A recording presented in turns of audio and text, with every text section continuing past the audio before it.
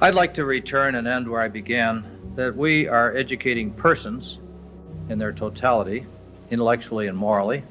We are teaching students the wisdom of the past, and I hope pointing them towards changing the future. Their future, all of it, is threatened now as never before was the future threatened in the history of humankind. There may be no future if the nuclear threat is not immobilized. The first days of the Institute's life do still have vivid memories of those. We were setting up a new program plus a new focus, a new substantive focus. We were trying to have the most comprehensive understanding ever of the causes of political violence and war and the causes of peace, or what is really essential to make peace-building work.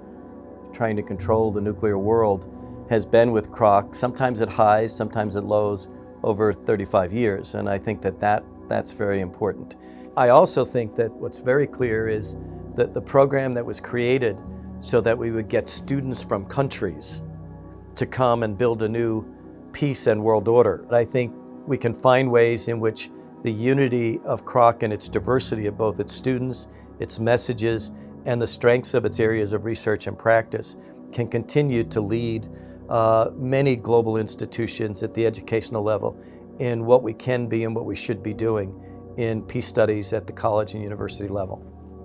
It was really exciting to be launching a new program, to be right in at the beginning, to bring to life this vision that Father Ted had of bringing young people from around the world to study peace together, live together, and to, at the end of that time, to write a common statement about the future of the world.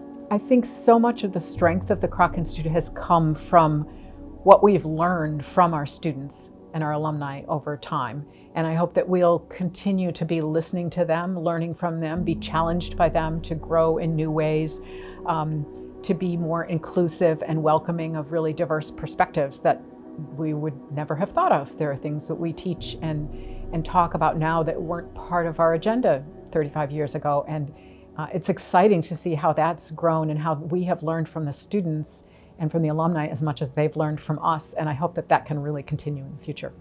I think the Kroc Institute has a real role to play in the development of our field. And I think one of the very precious resources we have here at Kroc is our 35-year sort of legacy of alumni that we have.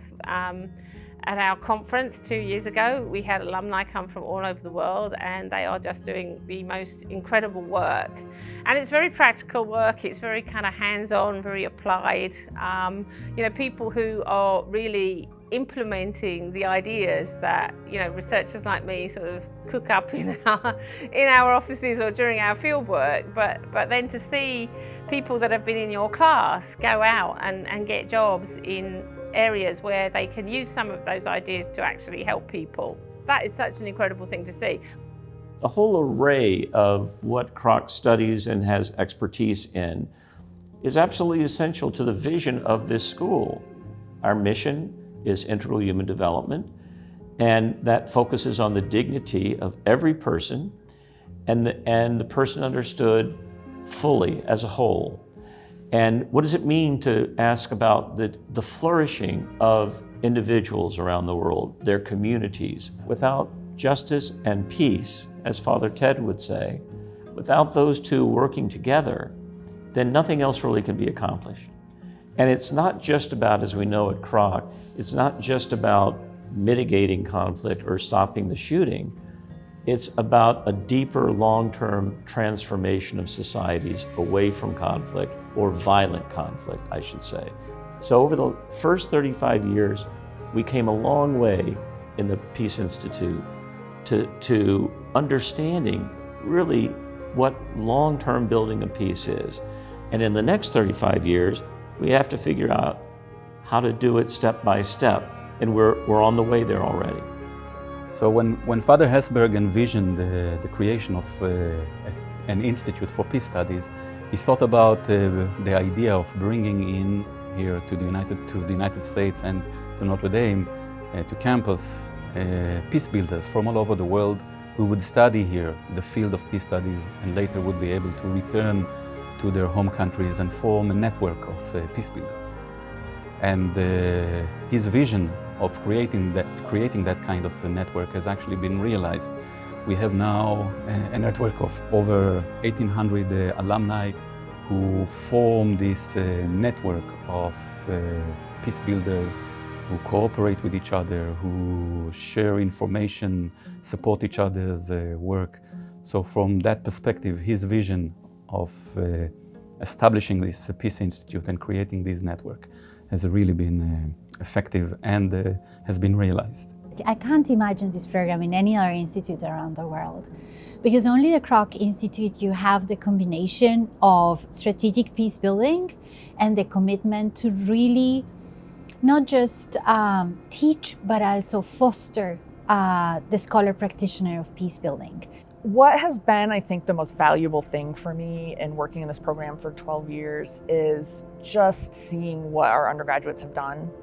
They're extraordinary. I mean, I think they do things that continue to amaze us, even though we feel like we've seen everything that students could possibly do in peace studies. They continue to come up with really exciting and innovative ways to think about how peace studies fits with what their interests are. It makes being an advisor and being an educator a really meaningful experience.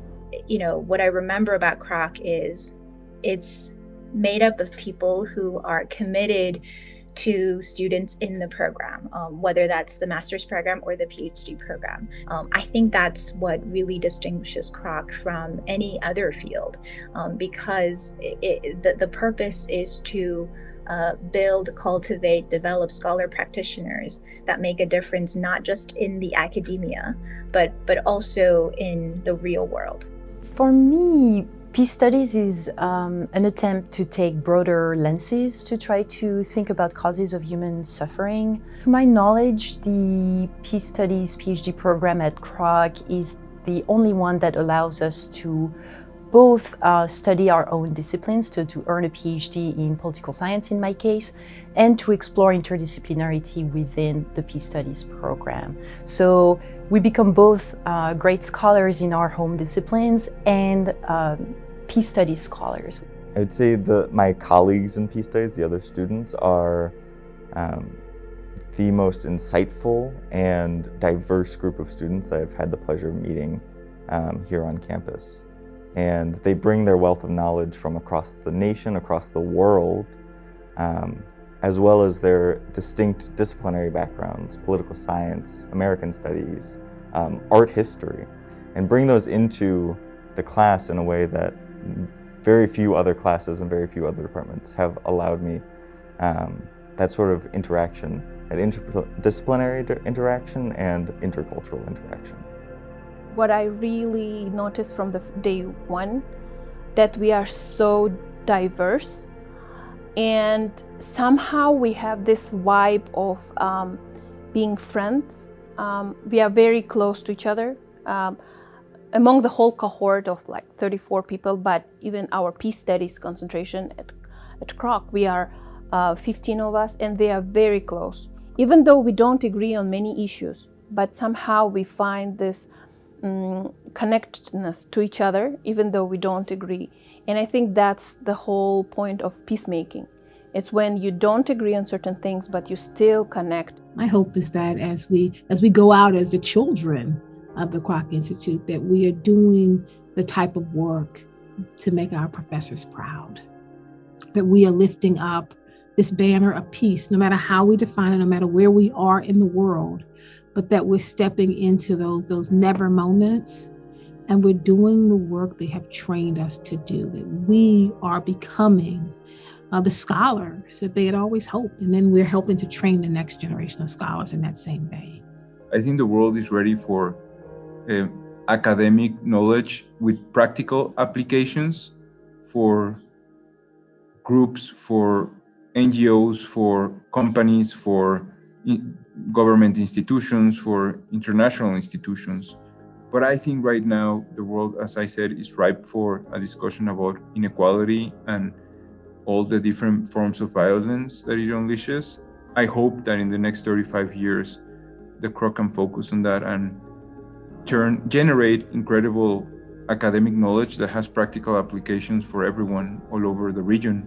I would like to see Kroc playing a role in helping scholars at risk, bringing people here to spend some time away from oppressive conditions so that they can make the contributions that they have to make, or helping them if they're under threat of arrest. We have a really important role to play in trying to keep or to maintain a level of open discourse about issues of oppression and justice at a time where there are increasingly limitations on what can be studied and what can be said in many parts of the world. So that's one thing I'd really like to see us doing. My hope for the Kroc Institute for the next 35 years is that we would move on working on other themes with the realization that the old issues that have been of concern to us have been addressed, resolved.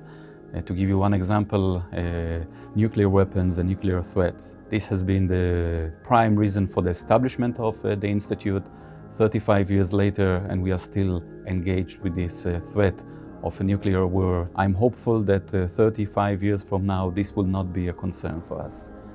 Beyond that, I would like us to expand into areas that we are now just started embarking on, such as climate change, which will continue to be a central concern on a global scale. I would like us to focus more on issues of racial justice. And this is part of the initiative that we have recently embarked on. I would like us to bring the United States into a central focus of our work, something that we did not do much in the past.